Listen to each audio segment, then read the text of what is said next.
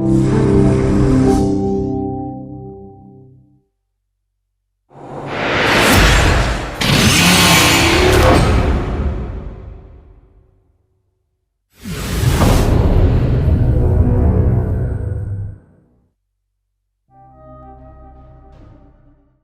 was such a sexy intro, but what's going on, everybody? My name is Naruto, and what you guys see in the background for this gameplay commentary is some Gears of War 4 or Gears of War Ultimate Edition.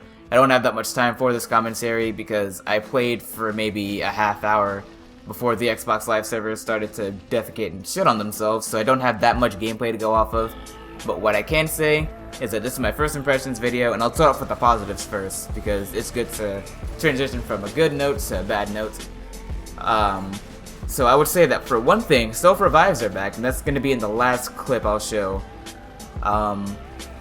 In Gears of War 3, Gears of War Judgment, you couldn't self-revive yourself that I knew of. I haven't played in maybe a year and a half, so I can't remember everything off the top of my head.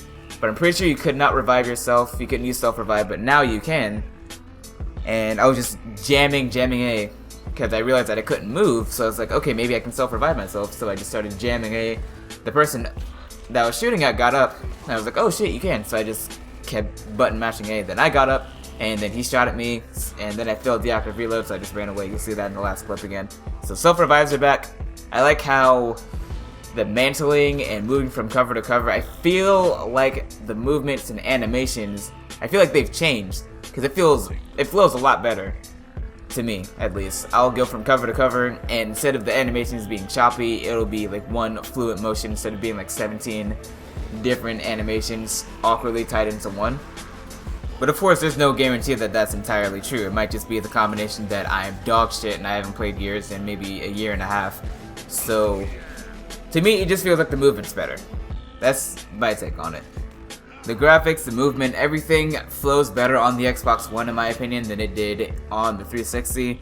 And I gotta give Epic Games and the Coalition, I almost said Microsoft Vancouver because that's what they were before, but I gotta give them props for their engine because I feel like everything's been bumped up. I was only able to export this in 720p. I would have loved to export it in 1080 so you can see everything, see the little like really tiny details that they added.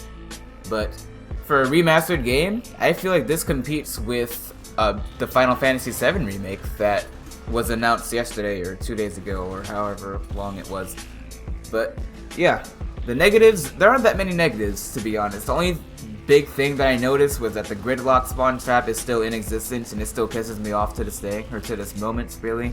Because when I was playing Gears 3, I would always get in that Gridlock spawn trap. I would never be able to break out, and we would lose team deathmatch because no one can get out. And second that we did try to get out, we would get sniped in the fucking face, or someone would come over. And what happens in the spawn trap is that once they get you in, at least 3 people bum rush you, and they flip the spawns again, they kill you off that spawn, and just keep flipping the spawns. That's how it works. There's no, like, retaliation to it. You can't really help it. So I feel like if they added more spawn logic to that map, maybe you can spawn not necessarily in the courthouse, but maybe in the little building near that spawn point that I'm talking about, then maybe it would work better. But yeah, those are my first impressions. I'm really looking forward to seeing how this game turns out later, and I rate this game 5 out of 5 stars aside from the spawn trap. Yeah.